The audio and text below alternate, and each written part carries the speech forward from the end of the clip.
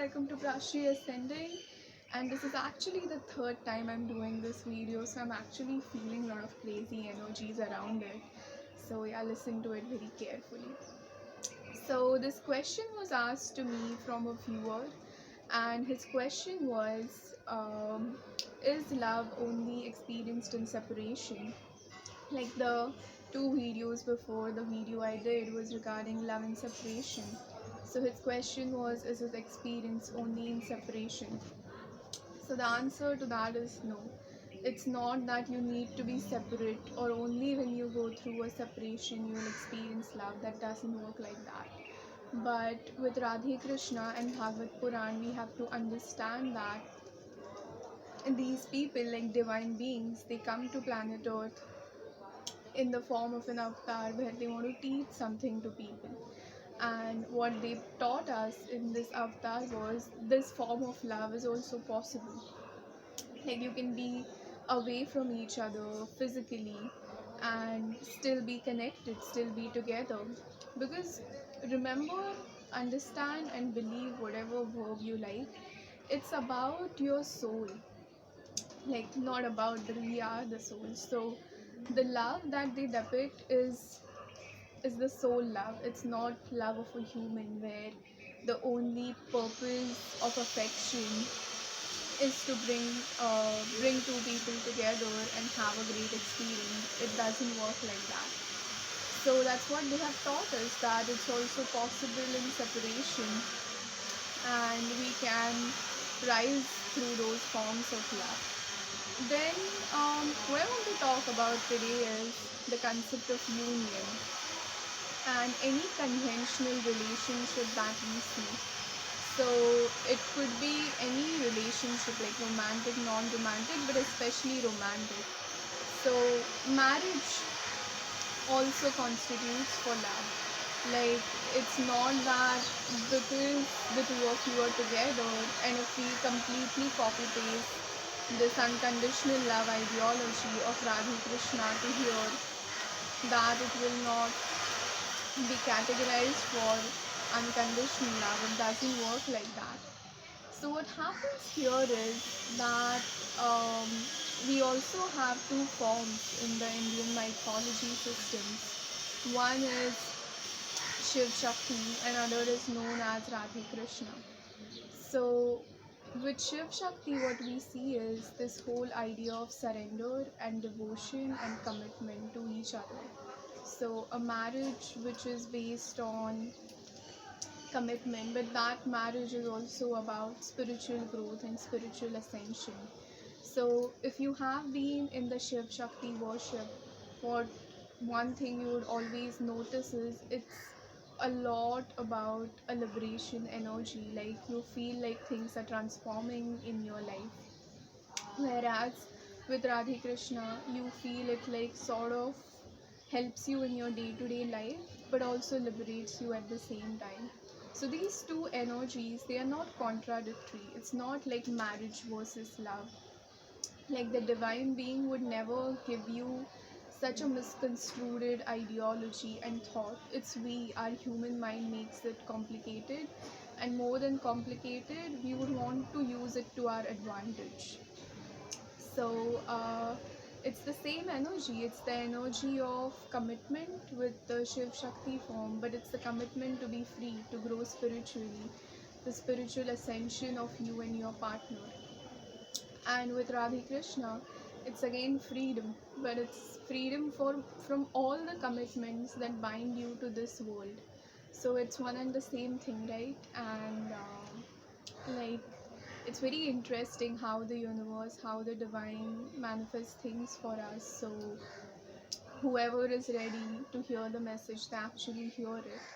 So there's no contrast between Shiv Shakti, and there's no contrast between the love marriage and only marriage, and love and separation and love and union. One thing that I have seen is like why many a times people struggle seeing love in marriage is because you do not transcend that label of a husband and wife. So that's where the concept of possessiveness comes in, which we have again discussed in our previous videos. I know all of you are watching my videos, and if you are new to this channel, please like, share and subscribe and send it to your friends so you can get notified for the upcoming videos and indulge in this experience of unconditional love. Okay, so what happens is after you're married to someone, you feel like the person is never going to go away anywhere. And then it's all about like receiving from the person. You're not giving, and even if you're giving to the person for the relationship. You're not seeing the person for who he or she is. It's all coming from a place of, yes, I'm working for the relationship. And that then it becomes more like a business, then it doesn't become, then it's not about love. In a marriage setting, you would also want to work for the happiness of the other person in whichever minute forms possible, and you would not need the label. So uh, with marriage, it's not about possessiveness, so we have to see the other dimension as well. And it's not about ownership. Every heart is always free to love whoever and however you want to. And I'm saying love, not a relationship. So again, when we go to the Radha Krishna principle, many a times people feel like it's actually about extramarital affairs or different forms of affairs, and it's okay to love as many people as we want to. And here is again like a shortcut route created by the mind, where we have completely failed to understand and see things for what they are, and then we bring convenience to it. So it's not about like the Radhe Krishna love and ideology is in no way promoting affairs. If you see the whole story, it's actually about not even meeting the person, I mean, in the physical material world, and always wishing well for the person that you love. So if you want to know exactly the unconditional love journey, you can go back to my previous videos, but in a nutshell, it's about seeing the other person happy. And when you're having multiple affairs, it's actually an indication of you not understanding what fulfills you in a relationship, and you're trying to look for it in every way possible. So that's a sign of confusion and not stability. Then again, like one more like story or misconception or ideology with this Radhe Krishna story is, uh, again, it's not in any way promoting or saying that marriage is less than love. It's not saying that. So many people must have heard stories about Krishna, like what he had to say about Rukmini, which was his wife, and what he had to say about Radha. So nowhere you will see that he has compared the two of them, or nowhere he had said that one is superior, another is inferior, and one is the way to go and one is not the way to go. So again, I mean, these are not traditionally romantic stories. I mean, of course there's an element of romance, but this is a spiritual journey. The Shiv Shakti route, the Radhe Krishna route, it's about your spiritual ascension and freedom from illusion. So if you look at it as a conventional Hollywood or Bollywood drama, you're going to get even more confused. So drop that lens of doubt and the human perspective, and then when you refer to all these things, you would really understand the core meaning of freedom and just wanting your beloved to be happy.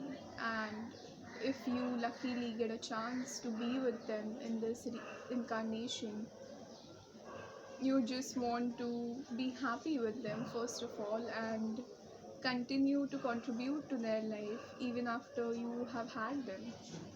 So I hope it clears certain misconceptions that you have had. Drop me your experiences in the comments about some particular affairs or marriage, and in the next videos we will actually go in little depth about the whole ideology of love and union.